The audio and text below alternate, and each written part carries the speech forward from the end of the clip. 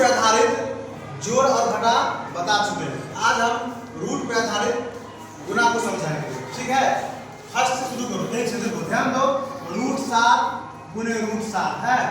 ध्यान रखो, हम रूट को रूट से गुना करेंगे तो रूट क्या हो जाता है? हट जाएगा। क्या हो जाएगा? 7। कैसे हटेगा? ध्यान दो, यहाँ देख लो। √7 को √7 से गुना करेंगे, रूट में 7 49 हो जाता है ना।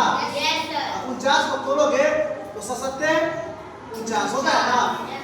रूट में से 2 में से 1 बाहर हो जाता है। कितने बाहर हो जाता है? 1 बाहर। तो √7 यही 7 आ गया ना। यहाँ कुछ नहीं है तो क्या समझेंगे? 2, यानी रूट अंदर 2 रहेगा, रूट में 2 लगा देगा तो इसको हम बाहर कर देंगे। ठीक है, आ गया दूसरा पे।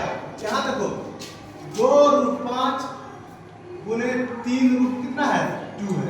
ठीक है, यहाँ ध्यान दो, √5 है, √2 है, तो दोनों रूट क्या है? अलग अलग है। तो हम क्या करेंगे? 2 और 3 को गुना कर देंगे, 2 तिया 6 और रूट है ना, तो दोनों √5 और √2 है, अलग अलग है, तो दोनों को रूट को गुना करके हम छोड़ देंगे। तो रूट में 5 दूने 10 को तोड़ोगे तो 2 गुने 5 जोड़ा नहीं पूरा है, उसको हम रूट में छोड़ देंगे। दिक्कत? चलो तीसरा पे आओ। अब देखो यहाँ 9√3 गुने 3√6। ठीक है, यहाँ भी रूट अलग अलग है। आगे देखो, 9 को 3 से गुना कर देंगे, 9 तिया 27 और रूट में हम क्या करेंगे? 3 और 6 गुना करेंगे, 3 6 18। ठीक है, बराबर 27 रूट तोड़ोगे तो 2 तिया 6 6 बराबर 27। और हम बता चुके हैं कि रूट में अगर 2 है तो 1 बाहर हो जाएगा। तो कितना 2 है? 2 है ना, 3 दोनों है, 1 3 को हम बाहर कर देंगे और √2 कहाँ रह जाएगा? सिंगल है, 1 है, और रूट में ही रह जाएगा। तो 27 को 3 से गुना कर दो, 7 तिया 21, 2 तिया 6 और 2 8 √2। कोई दिक्कत? ध्यान से देखो, रूट को रूट से गुना करेंगे तो रूट हट जाएगा।